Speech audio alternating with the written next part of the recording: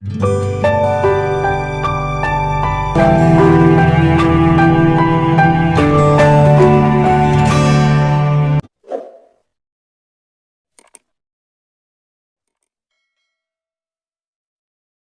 teman-teman sekalian, berjumpa kembali dengan saya Arif Gule di channel TV Laskar Kristus ini. Ini channel kita bersama, jangan lupa dukung dengan cara subscribe, like, dan komen, serta share video-video daripada channel TV Laskar Kristus ini teman-teman. Kali ini kita akan mendengarkan sebuah penjelasan dari seorang muslim sendiri yang bernama Bang Ade Armando. Di mana teman-teman sekalian kita melihat bahwasanya akhir-akhir ini begitu banyak sekali munculnya para mualaf-mualaf baru yang mencari makanan ya untuk mengkibuli umat Islam gitu ya. Kenapa teman-teman sekalian? Mereka menjual ayat-ayat kitab suci Kristen, menjual kebohongan-kebohongan mereka bahwa mereka itu mantan pendeta, mantan pastor, mantan biarawati, suster ya. Juga banyak sekali ada lulusan dari S3 Vatikan. Padahal itu tidak pernah ada teman-teman sekalian. Bahkan yang lebih anehnya, ada yang mengatakan bahwa dia anak kardinal ya, anak kardinal, dan mamanya itu juga seorang pendeta besar ya, ketua misionaris di Indonesia. Teman-teman sekalian, mereka seringkali menjual hal-hal ini untuk apa? Mengkibuli ya, mencari keuntungan dari umat mayoritas, yaitu umat Islam, yang menurut Ade Armando itu kebanyakan yang mereka kibulin adalah orang-orang yang ekonomi rendah, dan juga mereka itu yang dangkal ilmunya, yang memang tidak mengerti bahasa Arab. Mereka juga hanya bermodal yakin gitu ya. Jadi untuk masuk surga yang penting yakin saja. Mereka ngerti tidak mengerti itu ya tidak masalah, itu urusan belakangan. Walaupun banyak orang yang sudah membongkar seperti kita di channel TV Laskar Kristus ini, membongkar kedok daripada para mualaf ini, tapi dari muslim-muslim yang awam itu mereka selalu katakan ya kan, pengejek-pengejek itu yang berkata pembohong dan juga palsu lah, itu mereka berasal dari pembenci-pembenci Islam. Jadi teman-teman sekalian, ya menurut saya jangan buang mutiara kepada babi, karena nanti dia akan injak-injak seperti kata Alkitab ya. Jangan buat mutiara kepadanya karena dia tidak mengerti mutiara. Nah, daripada berlama-lama teman-teman sekalian, lebih baik kita mendengarkan saja penjelasan daripada Bang Ade Armando ini, biar kita dicerahkan, dan juga umat muslim yang menonton video ini biar mereka juga jadi tahu ya, dan jadi akhirnya waras gitu. Ternyata kita selama ini ditipu-tipu oleh mereka yang para mualaf ini ya. Jadi ada yang sadar, pasti juga ada juga yang tidak sadar nantinya. Oleh karenanya teman-teman, mari kita langsung saja untuk melihat video Bang Ade Armando yang ada berikut ini. Apa persamaan Fauzan Al-Azmi dengan Chris Bangun Samudra dan Stephen Indra Wibowo? Sama-sama mualaf, sama-sama ustadz, tapi juga sama-sama pembohong.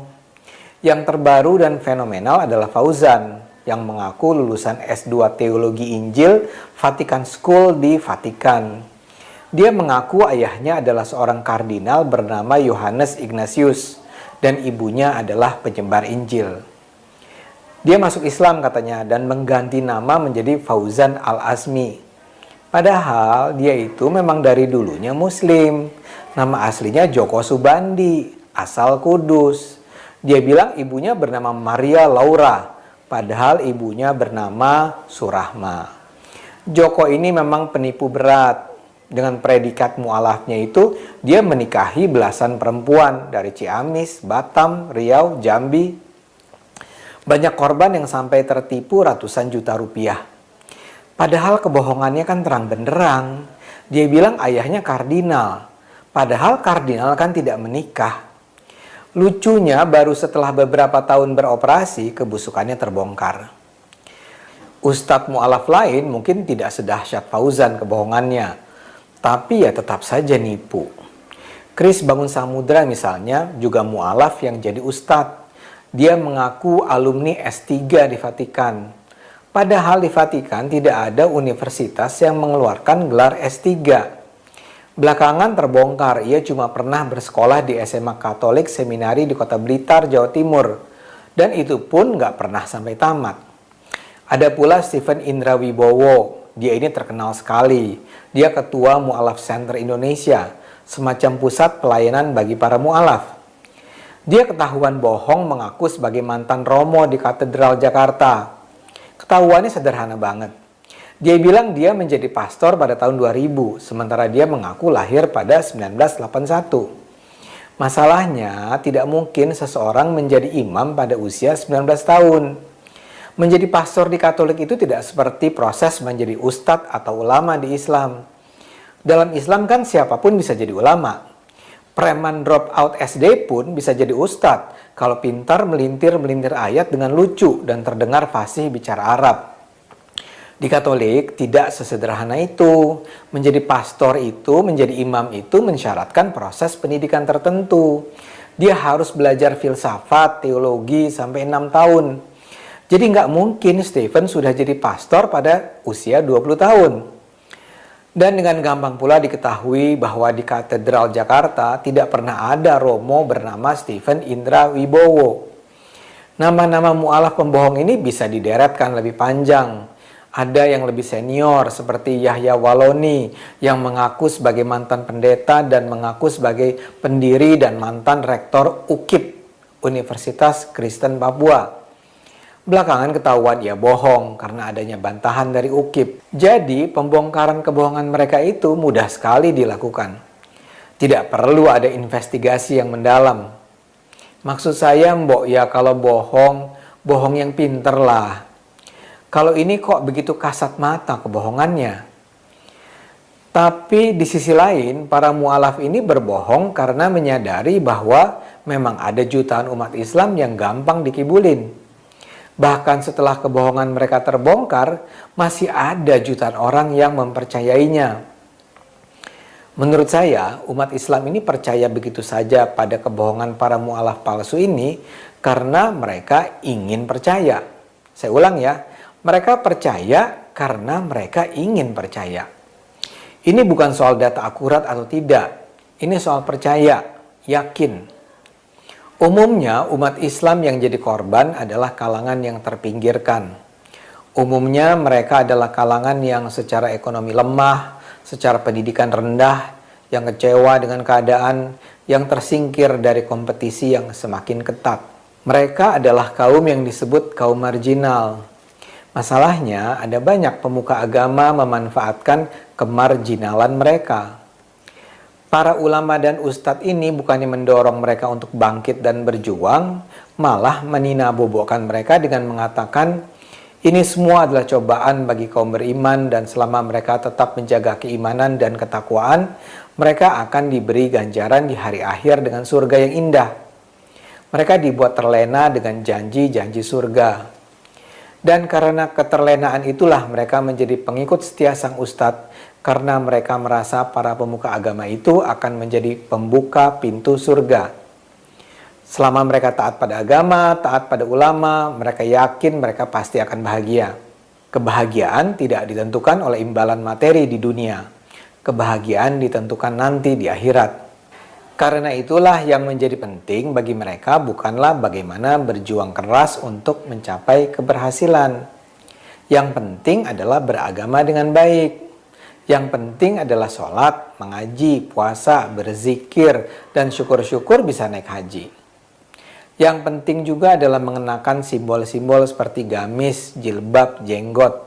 Tapi dari waktu ke waktu, kaum marginal ini tetap butuh konfirmasi. Mereka butuh bukti-bukti yang bisa menunjukkan bahwa jalan yang mereka tempuh ini benar. Bahwa ibadat mereka itu memang akan membawa mereka ke surga. Kehadiran para mu'alaf yang seolah-olah memiliki latar belakang pendidikan dan pengetahuan Kristen yang mendalam membuat mereka teryakini bahwa Islam adalah agama benar. Mereka bukan hanya bahagia karena memperoleh saudara baru, namun karena orang seperti Fauzan, Chris, Stephen, atau Yahya seolah memberi bukti bahwa mereka berada di jalan yang benar. Logikanya begini, kalau seorang pemeluk Kristen yang berpengetahuan mendalam saja akhirnya memilih Islam, bukankah itu bukti bahwa Kristen salah dan Islam benar? Mereka merasa kalaupun di dunia ini umat Kristen nampak lebih unggul dan umat Islam nampak kalah, itu cuma tipu-tipu dunia. Yang penting bukan keunggulan di dunia, melainkan keunggulan di akhirat. Karena sikap dasar itulah mereka dengan penuh sukacita menerima para ustadz mu'alaf. Apalagi ustadz mu'alaf itu senang sekali menjelek-jelekan agama asal mereka. Semakin teguhlah keyakinan mereka. Tidak penting ada orang mengatakan ustadz mu'alaf itu pembohong. Buat mereka, tuduhan bahwa ustadz itu pembohong pasti datang dari kaum pembenci Islam. Jadi yang bohong itu bukan si ustadz, melainkan si pembawa kabar tentang kebohongan si ustadz. Masihkah ini akan terus berlangsung? Ya, selama umat Islam tetap terbelakang dan tidak diajarkan untuk menggunakan akal sehat, pola seperti ini akan terus terjadi. Jadi siap-siap saja menerima mu'alaf-mu'alaf baru yang akan mengeruk keuntungan dengan kebohongan demi kebohongan. Karena itu, marilah kita terus sebarkan ajakan bagi bangsa ini untuk menggunakan akal sehat. Nah, teman-teman sekalian, itulah yang sudah dijelaskan oleh Bang Ade Armando, dan kita bisa melihat ya beberapa poin-poin di sana ya yang bisa mengedukasi kita, memotivasi, bahkan juga menyadarkan kita. Secara pribadi saya semakin diyakinkan gitu ya. Apalagi ini yang membongkar hal ini pun ya dari muslim sendiri yang harusnya dia menghargai itu, tetapi dia tahu bahwa Ahmad Kainama, Pak Kris atau Bang Samudra itu ya, Faujal tadi itu ya, Faujal Ignatius, Irene Handono, Ko Steven, juga Feliciao, dan beberapa lagi ya, para ustadz-ustadz yang lain yang justru hanya mengkibuli umat tanpa mereka sebenarnya tidak paham terlalu dalam ya ajaran-ajaran Islam, tetapi hanya bermodal mereka bisa pandai berbicara, juga mereka bisa berbahasa Arab ya untuk sedikit-sedikit. Akhirnya ketika mereka ceramah di mana-mana ya mereka laku, teman-teman sekalian. Dan mungkin di level ya derajat seperti Bang Ade Armando, Denny Siregar, Mas Eko, itu mungkin mereka ya anak muda ya dikibulin. Makanya mereka suka membongkar ajaran-ajaran para mu'alaf seperti yang ada di video Bang Ade Armando tadi. Jadi teman-teman sekalian, sampai di sini video kali ini. Saya percaya bahwa teman-teman diberkati karena saya juga diberkati melalui video dari Bang Ade Armando. Tuhan Yesus memberkati kita teman-teman. Salam sadar, kita akan ketemu di video saya selanjutnya. Salam.